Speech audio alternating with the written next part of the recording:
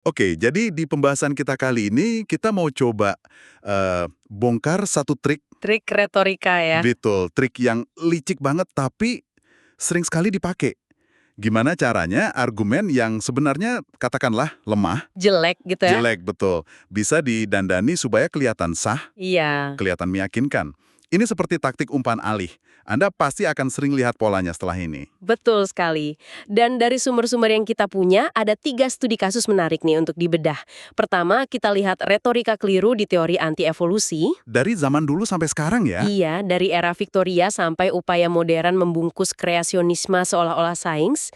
Lalu kedua, kita lihat isu yang lebih kekinian, klaim medis seputar ganja. Dan yang terakhir, kita akan coba tarik benang merahnya. Logika cacat apa sih yang menopang semuanya? Betul, misi kita jelas, membongkar trik-trik ini. Supaya Anda bisa lebih jeli membedakan mana argumen yang beneran kuat dan mana yang cuma kelihatan bagus di permukaan. Siap, mari kita mulai. Kita mulai dari sebuah kisah klasik ya. Waktu Charles Darwin merilis teorinya, itu langsung heboh kan. Tentu. Tapi yang menarik buat kita bukan soal penolakannya, melainkan caranya mereka menolak. Ada satu lawan berat Darwin waktu itu, ilmuwan berpengaruh namanya Richard Owen. Nah, ini yang menarik.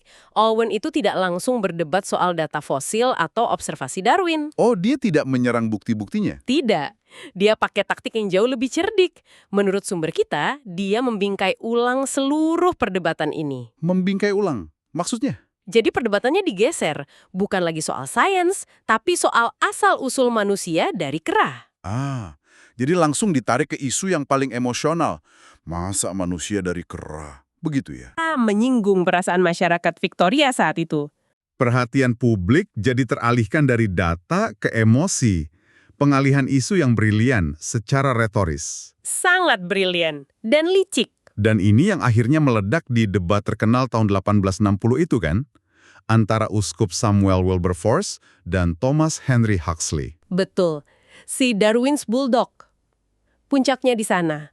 Di tengah debat yang panas, Wilberforce dengan sangat sinis bertanya ke Huxley. Apa pertanyaannya? Dia tanya, apakah Anda mengaku keturunan kera dari pihak kakek atau nenek Anda? Wah, itu pertanyaan yang sama sekali tidak ilmiah.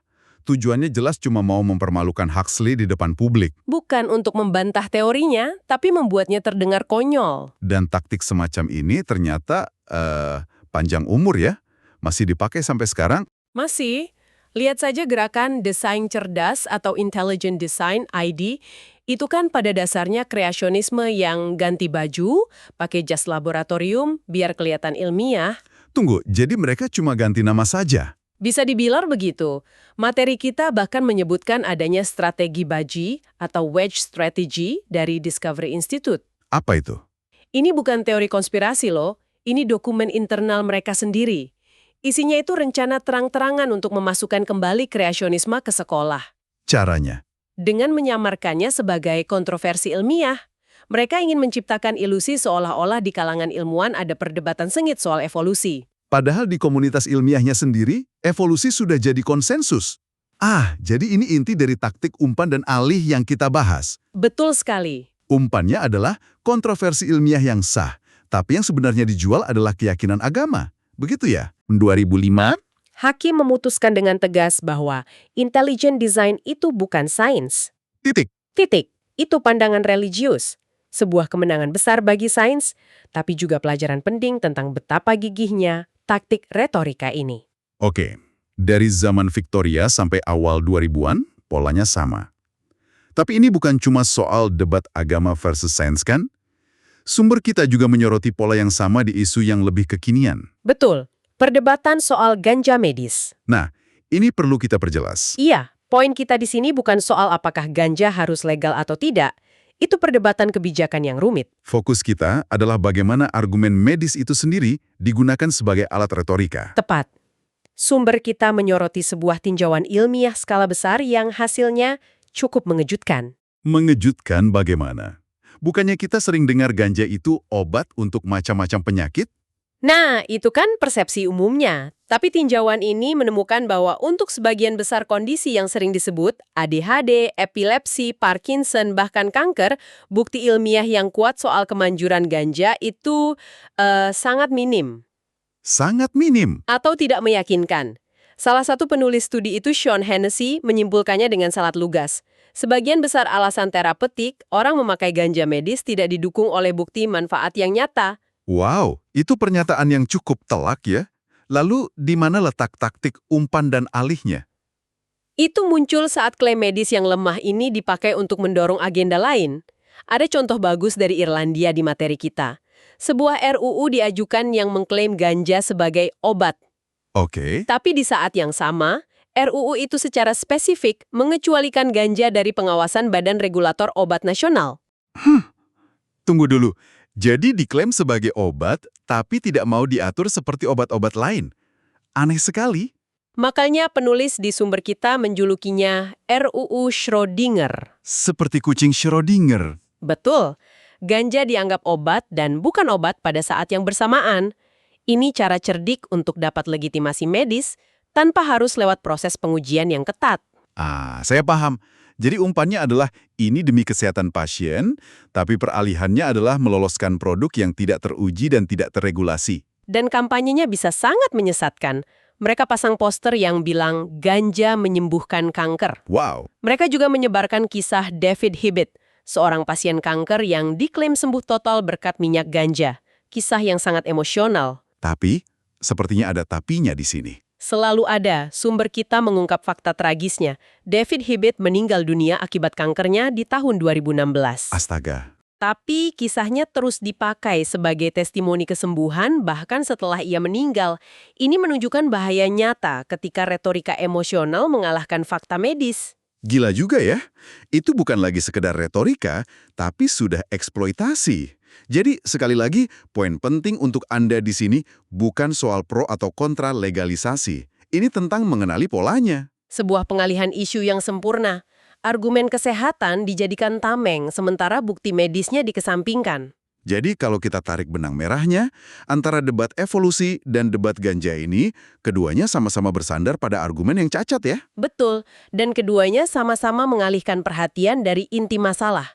Dan di baliknya, seringkali ada kesalahan logika atau logical fallacy yang mendasarinya. Apa itu? Salah satu yang paling kuat dan berbahaya adalah argumentum ad hominem, menyerang orangnya, bukan argumennya. Kita sudah lihat versi halusnya tadi di kasus Wilberforce dan Huxley. Benar, tapi ada contoh yang jauh lebih ekstrim dan mengerikan di sumber kita. Oh iya, yang mana? Kisah Trofim Lysenko di Uni Soviet. Lysenko ini seorang ahli agronomi yang mempromosikan teori pertanian yang, sama sekali keliru, bertentangan dengan prinsip genetika. Oke, lalu para ilmuwan lain pasti protes kan? Tentu, para ilmuwan Soviet yang hebat-hebat itu menantangnya dengan data, dengan bukti. Tapi Lysenko tidak bisa membantah mereka secara ilmiah. Argumennya terlalu lemah. Lalu apa yang dia lakukan kalau argumennya lemah? Dia menyerang para ilmuwan itu, bukan argumen mereka, tapi pribadi mereka. Dalam sebuah pidata yang disaksikan langsung oleh Stalin. Stalin ada di sana. Ada di sana. Lysenko mencela para ahli genetika sebagai pencinta lalat dan pembenci rakyat. Pencinta lalat dan pembenci rakyat. Itu tuduhan yang aneh sekaligus mengerikan. Bagaimana reaksinya? Reaksi yang paling penting datang dari satu orang, Joseph Stalin, yang duduk di barisan depan. Dia berdiri dan bertepuk tangan meriah, sambil berteriak, "Bravo, Kamerat Lysenko, bravo." Wah! Kalau sudah dapat tepuk tangan dari Stalin di Uni Soviet era itu, situasinya pasti langsung jadi sangat gawat bagi lawan-lawanmu. Sangat gawat. Dukungan politik itu mengubah serangan retoris menjadi kenyataan yang brutal. Serangan verbal meningkat jadi pembersihan fisik. Maksudnya?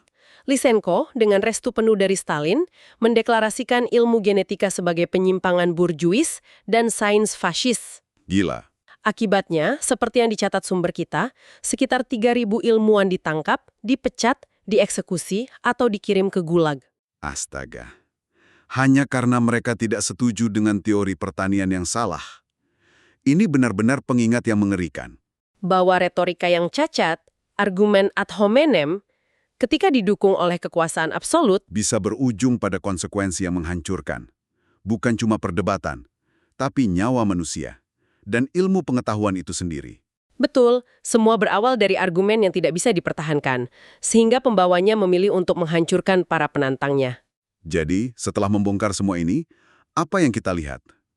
Argumen seringkali tidak seperti kelihatannya di permukaan. Betul.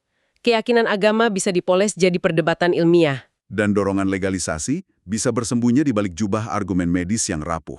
Keduanya memakai taktik yang sama, mengalihkan perhatian dari kelemahan argumen inti mereka ke sesuatu yang lebih emosional atau lebih bisa diterima publik. Nah, pelajaran utamanya bagi Anda adalah ini. Sangat penting untuk tidak hanya memahami apa yang orang perdebatkan, tetapi juga bagaimana cara mereka berdebat. Benar sekali. Mengenali taktik-taktik ini, umpan alih, serangan pribadi, memainkan emosi di atas bukti, ini salah satu skill berpikir kritis paling fundamental di zaman sekarang. Ini seperti punya filter internal untuk misinformasi. Anda bisa memisahkan mana diskusi yang jujur dan mana yang cuma tipu daya. Dan kemampuan itu sangat berharga.